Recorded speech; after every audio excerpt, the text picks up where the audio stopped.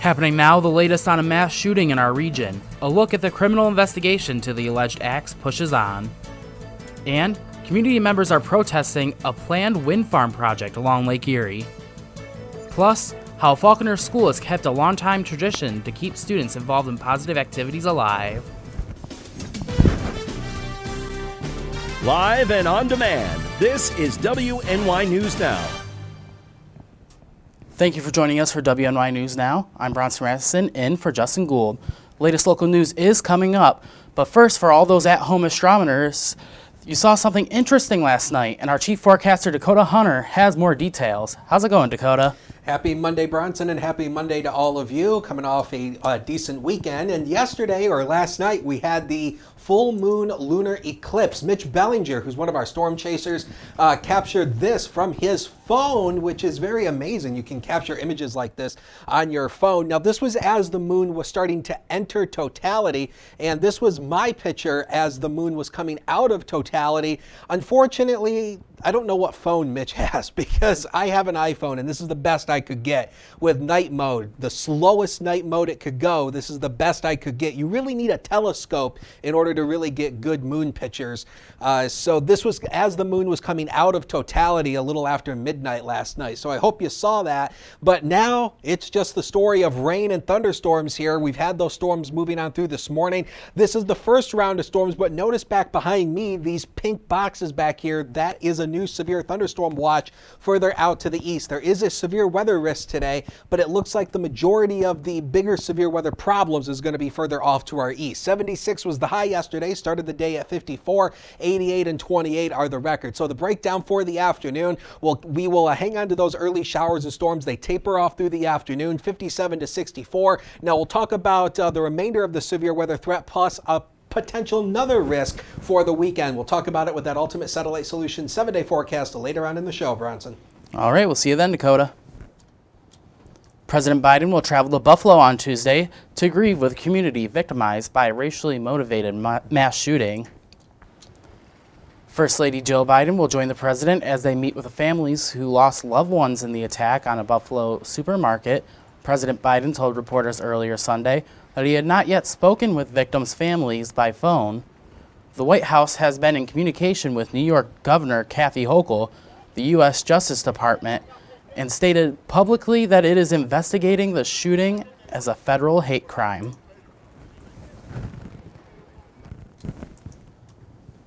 The investigation into Buffalo's racially motivated mass shooting is moving forward Monday, with officials revealing more about the alleged gunman. WNY News Now's Julia's Gress kicks off our team coverage from Buffalo. 18-year-old Peyton Gendron is accused of shooting 13 and killing 10, citing white replacement theory beliefs as the reason he allegedly traveled across New York State to attack the Tops Market in the heart of Buffalo's black community. As we said, this is going to be a very lengthy investigation. There are warrants that have been obtained. There are warrants that will continue to be obtained both on the state and the federal levels. We'll be looking at extensive digital platforms, computers, phones, cameras, and anything else that comes into play in this investigation. Gendron had previously been brought in for mental health evaluation by state police, but Grimalio said once released, there was no intelligence to suggest any further concern. The evidence that we have uncovered so far makes no mistake that this is an absolute racist hate crime. It will be prosecuted as a hate crime. This is someone who has hate in their heart, soul, and mind, and there is no mistake that that's the direction that this is going in.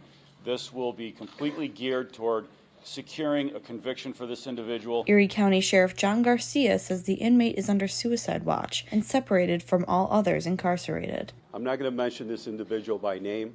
He doesn't deserve that. We should never mention his name. As far as we're concerned, he is inmate control number 157103.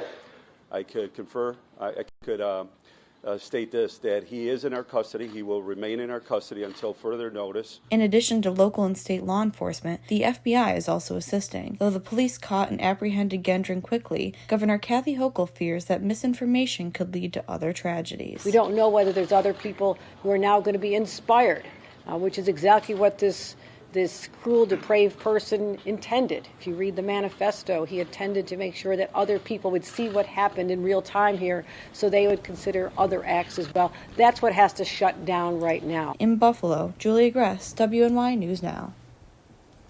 Julia, thank you. The governor called for smarter federal gun laws and for social media platforms to improve their tracking and identifying abilities for hate speech. We are learning more about the 10 lives lost in what investigators are calling a racially motivated mass shooting at a supermarket in Buffalo. Our Justin Gould continues team coverage in the newsroom. Justin? Yeah, Bronson, really a tragedy here. The dead range in age from 32 to 86. They include a substitute teacher, a security guard, and a church deacon. Among those include 67-year-old Hayward Patterson, who was a church deacon. His friend says he would often volunteer to drive people to the top store if they didn't have transportation themselves. 77-year-old Pearl Young was a substitute teacher. Her family calls her a pillar of the community. And 55-year-old security officer Aaron Slater, a retired Buffalo cop who died exchanging gunfire with the shooter. 86-year-old Ruth Whitfield, the former Buffalo Fire Commissioner's mother, who was on her way home from visiting her husband in a nursing home and stopped at that store to get something to eat. 72-year-old Catherine Massey, 65-year-old Chrisland Chandley, 32-year-old Roberta Derby, 52-year-old Margus Morrison, 53-year-old Andre McNeil, and 62-year-old Gerald Dynan Talley are also among those victims who Buffalo police said died in this shooting. Now, Bronson, among those injured are 20-year-old Zaire Goodman, a 50-year-old, and a 55-year-old who have not yet been identified. Of the three, they're hurt. Some good news in this, two now released from the hospital. Bronson, back to you. Thank you, Justin.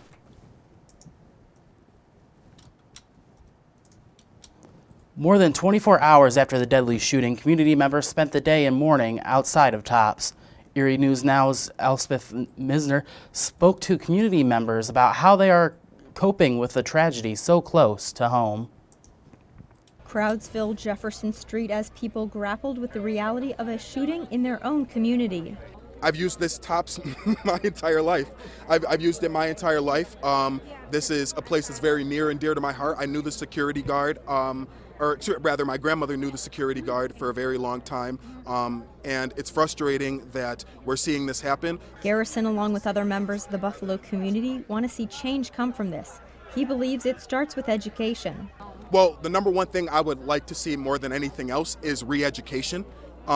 I see so much work towards legislation and towards laws, but laws don't just fix the problem. It comes down to education as well. While some community members are looking for change, others are still in shock.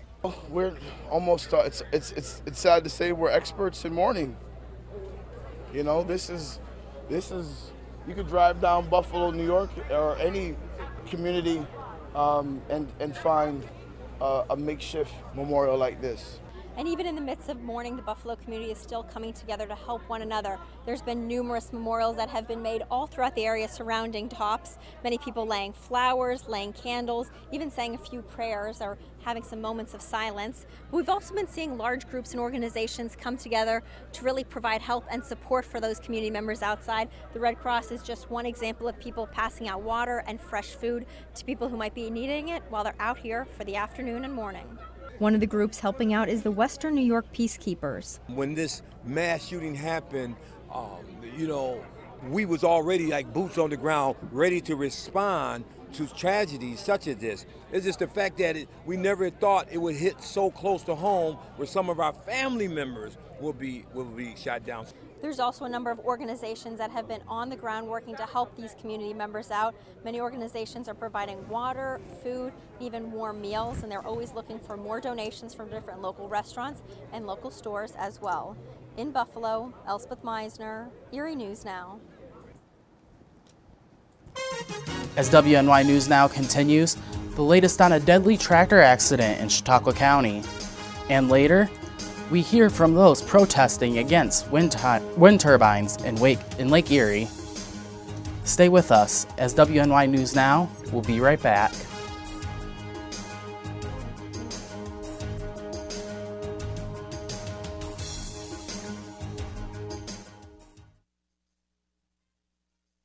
You're watching WNY News Now, your source for breaking news. Chautauqua County is in dire need of child care providers, and we need your help. The Chautauqua Child Care Council is hosting several special webinars to help you enter the child care industry. Setting up a child care program is easier than you think. It could start in your home, caring for a few children, or grow into a large operation at a daycare center. If financials are a challenge, no worries. The New York State Office of Children and Family Services is offering a grant opportunity to help you get started. Welcome to Honest John's Pizzeria, where you are the most important customer. Everything from freshly made subs to the best of pizza and wings, Honest John's has it all. And don't forget the ice cream! Order online today or check out our 2 great locations with buffets ready for every appetite. Don't I have the best job in the world?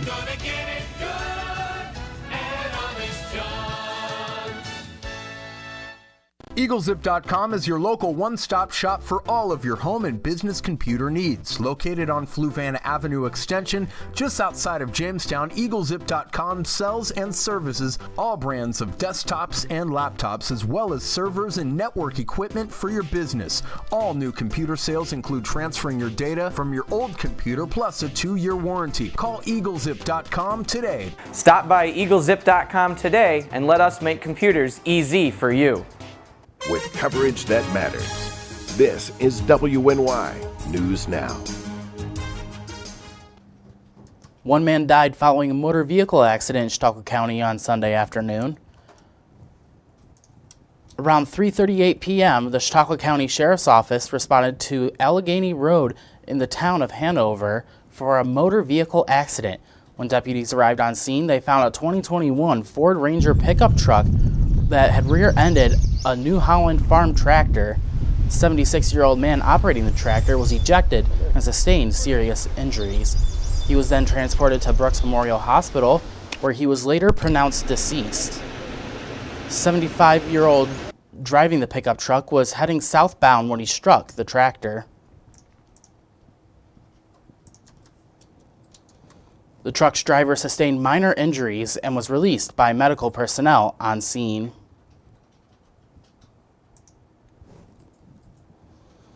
Signs lined up the street along the Lake Erie shoreline Saturday as community members gathered to protest a planned wind farm project along the shore.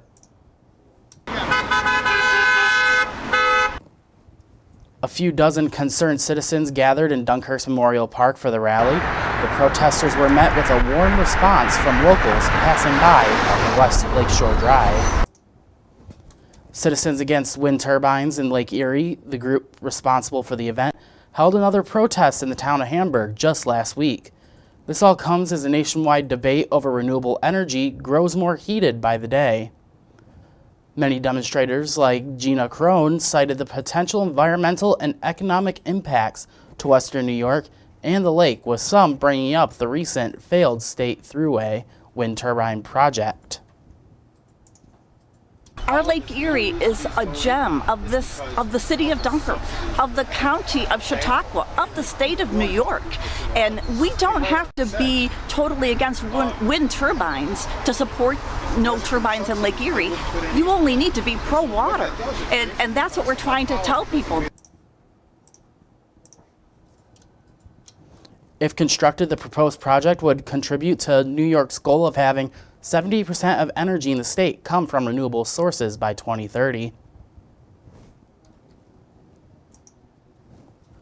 Pennsylvania Lieutenant Governor John Fetterman announced Sunday he suffered a stroke during his campaign for the U.S. Senate. The favorite in the Democratic primary says he suffered the stroke on Friday, but is already feeling much better.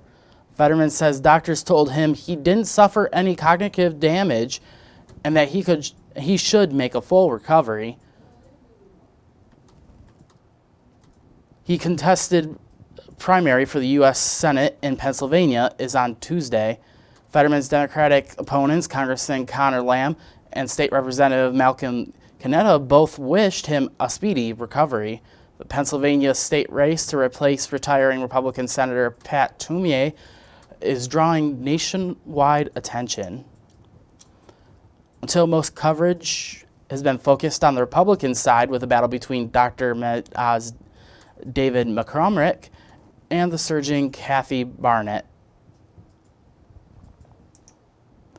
A new local ice cream shop opened for business over the weekend at an iconic location in Frewsburg. Owners Casey and Brandon Shelters, along with their 3 children, have been working on their vision since the purchasing of the building, transforming the former location known to many as the Igloo into their own place, the Corner Scoop. Opening day for the ice cream shop was Saturday the 14th, an event that brought dozens out to engage in the joyous day and even feel a little bit of nostalgia for the former Igloo.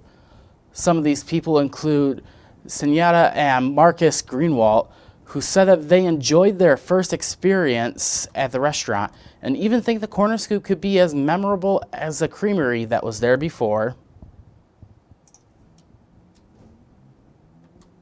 It's definitely bringing a lot of good memories. I remember coming with my grandfather when I was younger after soccer games. Kind of sad to see the Igloo go at the time, but then when they brought it back, I was like, ooh, I was excited.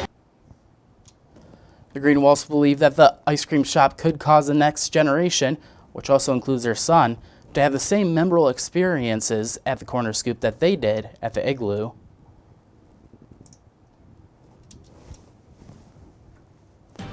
Coming up, we return and look at our full weather broadcast.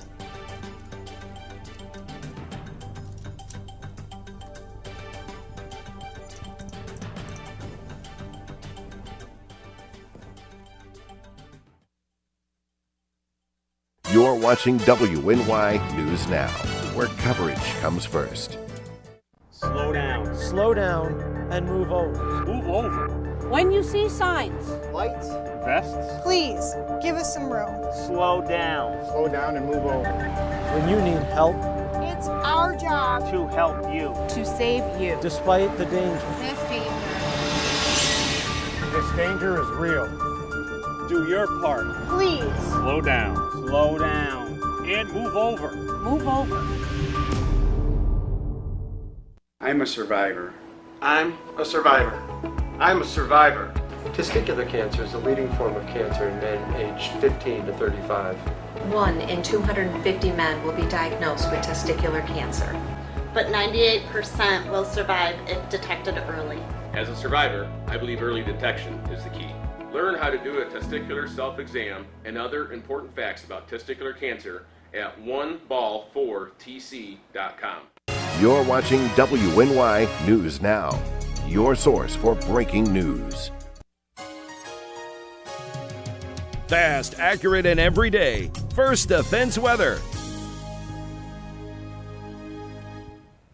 Welcome back. Got lots of stuff to talk about in weather today. First of all, let's get you to the HD News Now cam. You can see some of the rain that has fallen downtown. 54 as of noon hour right now with a light north to northwest wind at 9. And look at that dew point at 52. So again, when the dew point and the air temperature are close together, that means it's kind of humid out there. So the rain has helped to wash a little bit of that tree pollen away, now down into the moderate category from the high category. But yeah, the pollen is still going to be an issue. Now let's go on to the story of today, which is the severe weather risk. The NOAA Storm Prediction Center has basically the eastern part of the southern tier under this low-end marginal risk. Now earlier they had much of northwestern Pennsylvania and including Chautauqua County in that marginal risk. They trimmed it back because of the morning storms.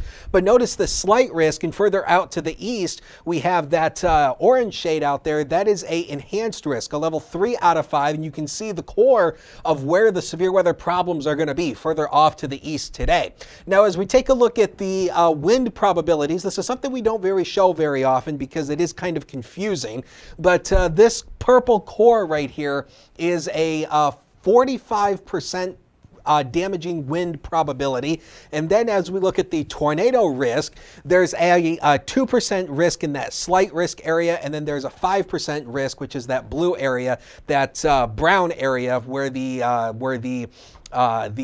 enhanced risk is located. So again, this is for today, so lots of stuff in weather. Then as we go into Saturday, we could have another severe weather threat again. The Storm Prediction Center has us under this 5% risk for Saturday. So again, we'll have to keep our eyes on this to see if storms develop and if they become strong to severe. First Defense Doppler radar showing you pretty much some rain showers moving in across the western southern tier. But as we swing it off to the east, you'll be able to see here that this is the main action here. Severe thunderstorm warning out here going towards central New York. Look at all the lightning strikes that are associated with this. So the bigger problems today will be further off to the east. As we put the satellite and radar composite on here, you'll be able to see all of this is sparked out ahead of a front that's actually moving on through. Notice those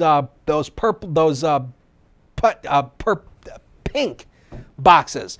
That's the severe thunderstorm watch that is in effect for areas off to the east. So let's take you through a future scan here. Notice the rain continuing to move out to the east. The bigger severe weather problems today will be further off to the east today. Then as we work into the afternoon hours, the rain will taper off. We'll maybe see a few scattered rain showers through the afternoon hours. The rain tapers off through the evening hours. Overnight should be mainly dry. Tomorrow should be a nice day, partly to mostly sunny. And then by the time we go into Wednesday, we may see a couple isolated showers and into Wednesday, but should be mainly dry at that. So the breakdown for tomorrow looks like this. We start around 48 tomorrow, should around 54 at noon hour. We should top out into the upper 50s. Now the next 7 days, powered by Ultimate Satellite Solution. I have no idea why that is green, but you can see 57 tomorrow, 63 on Wednesday. Again, there's that chance for a couple more severe storms, Bronson, on Saturday, and the temperatures go back down. After 83 on Friday, we go back down into the upper 60s. All right. Thank you, Dakota.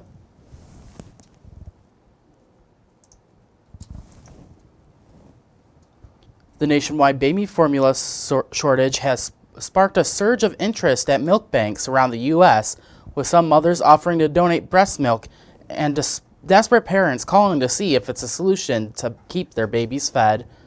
It's a pathway that won't work for every baby, especially formula-fed babies, especially those with special dietary needs, and it comes with challenges because of the country's dozens of nonprofit milk banks prioritizing feeding medically fragile infants. The organizations collect milk from mothers and process it, including through pasteurization, then work with hospitals to distribute it. The FDA says it is working with U.S. manufacturers to increase their output and streamline paperwork to allow for more imports.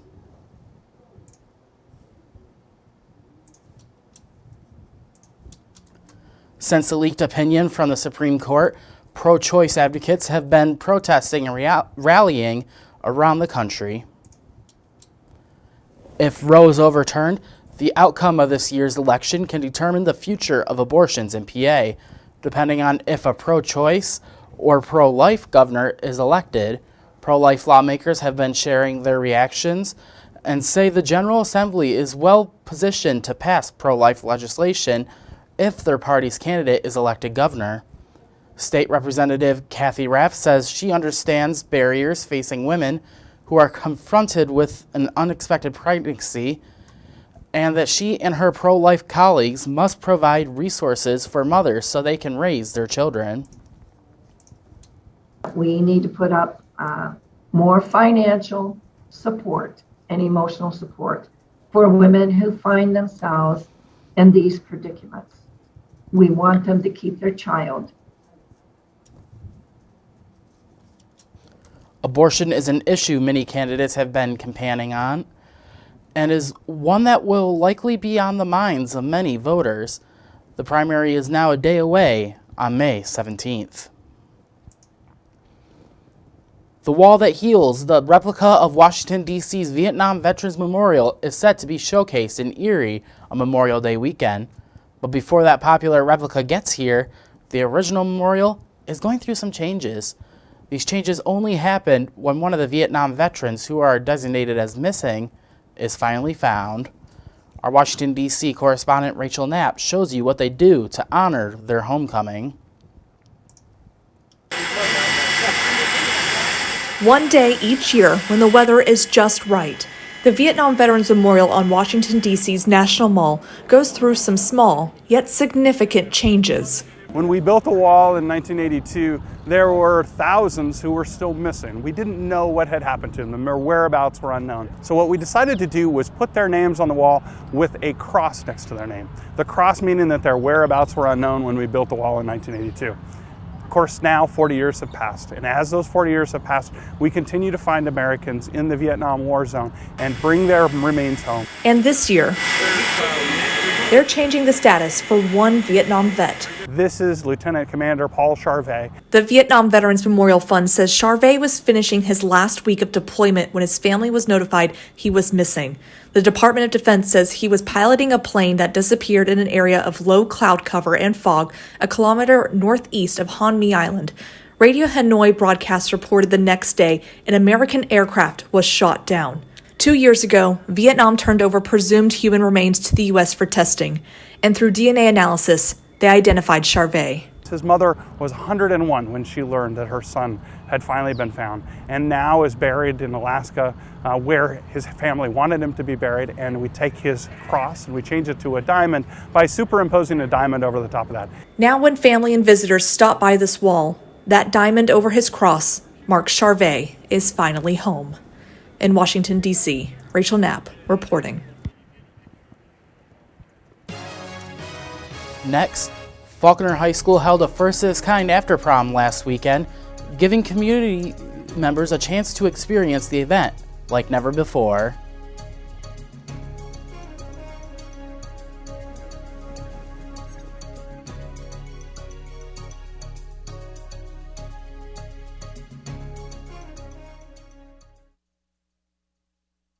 With coverage that matters, this is WNY News Now.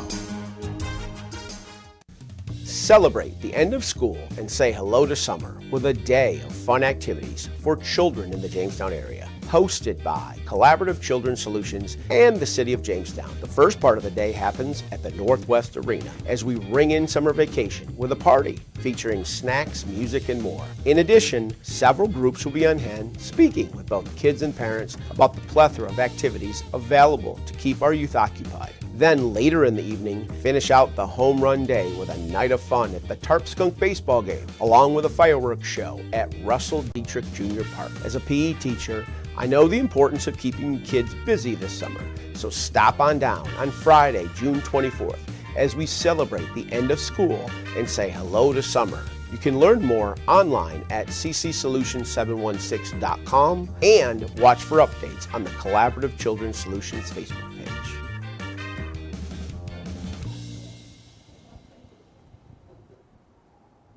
You're watching WNY News Now, your source for breaking news. A longtime tradition to keep kids engaged in positive activities following prom opened their doors to the community over the weekend. Our Alyssa Wright has more from the village of Faulkner. For 30 plus years, those behind the Faulkner High School's After Prom have held elaborate events for students following the coveted dance. This year was no different. We're always amazed with what they come up with, and it keeps the students off the road, and they love coming. The event was split up into 4 parts, 2 game rooms, a snack area, and a casino. While there were so many activities available, 2 activities really stole the spotlight: an inflatable surfboard and jousting. My favorite thing, I think, is the sense of community.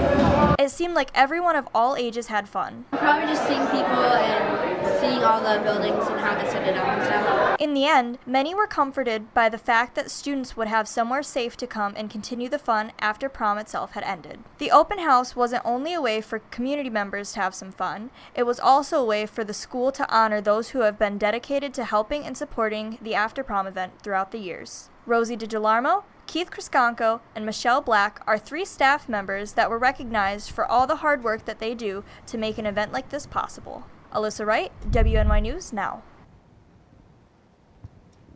Alyssa, thank you. Now that's quite an interesting party. Not exactly what I had when I was in high school.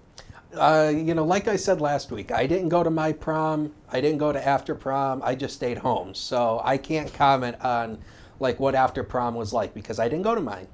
So. Fair point. Well, there's a lot that you can do, but you know what you can always do, Dakota? You can tune into WNY News Now because we always cover news like this after prom. Coverage continues 24/7 at WNYNewsNow.com and on our mobile app. Download it today for free in the Apple Store and Google Play Store.